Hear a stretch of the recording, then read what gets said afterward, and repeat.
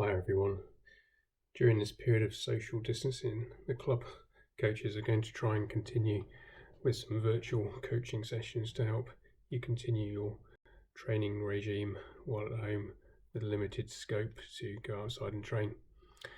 Every Monday, to replace the virtual track sessions, we'll post some training exercises which you can do in your back garden or as part of a warm-up to your daily run. Before I start though, I thought it'd be worthwhile just mentioning a few guiding principles to help with your run training. To improve your training, it's important to think about the components of running fitness, which if improved will enable you to achieve your running goals, whether that be to run faster or run further or hopefully both. I have 5 fitness components that I tend to focus on, and I'm going to run through each of those. So these are, first of all, strength. In simple terms, how much force or power we're able to generate to drive us forward. The stronger our muscles are, the more power we can generate. Secondly, speed, the speed at which we can move our limbs. The combination of speed and power will be a key determinant of how fast we can run. Thirdly, coordination, being able to move and place our bodies in the right position so that our running motion is as efficient as possible, and also to enable us to run properly and avoid injury. Flexibility and agility, so having sufficient range of motion and the ability to vary our movements and cope with varying terrains. And finally, endurance. This is the ability to sustain the correct running movement for a prolonged period of time. So to become a better runner, we need to think about every training session focusing on one of those 5 components of fitness.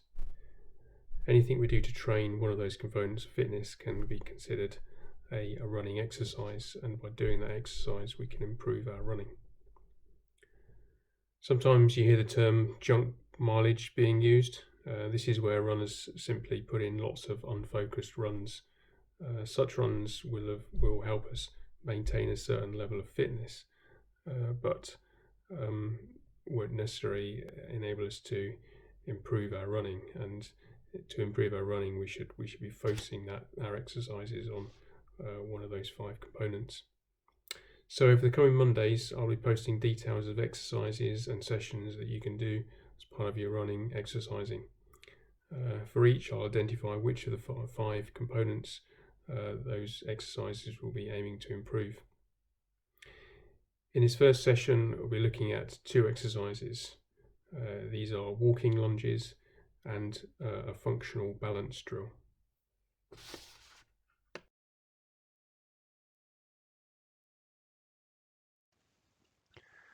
The walking lunge is a great exercise to build strength, coordination and flexibility, especially the range of motion around the hips. Start the exercise in a standing position and step forward into the position shown. Keep the pelvis pointing forward and tucked under the body. Keep the upper body upright and head high.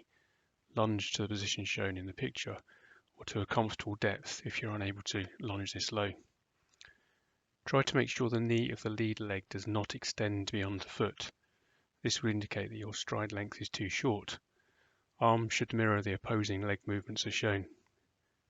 From the front, the whole body should be kept aligned and upright. Aim to do 6 to 10 lunges. If you cannot do this many, do what you can comfortably do while holding the movement. Stop if you start to lean forward or backwards, or start to wobble. Over time, as your strength, balance and coordination all improve, you should find that you can do more. Initially, do 3 sets of 6 to 10 lunges, but as you start to feel more comfortable with the exercise, this can be increased to 6. This exercise should be done prior to a run or as part of a standalone session covering a range of strength, flexibility and coordination exercises. When you have mastered the basic lunge, you can progress the exercise to make it harder by introducing a twist inwards on each lunge. At the end of this, I've included a link to a video showing a full demonstration of the exercise.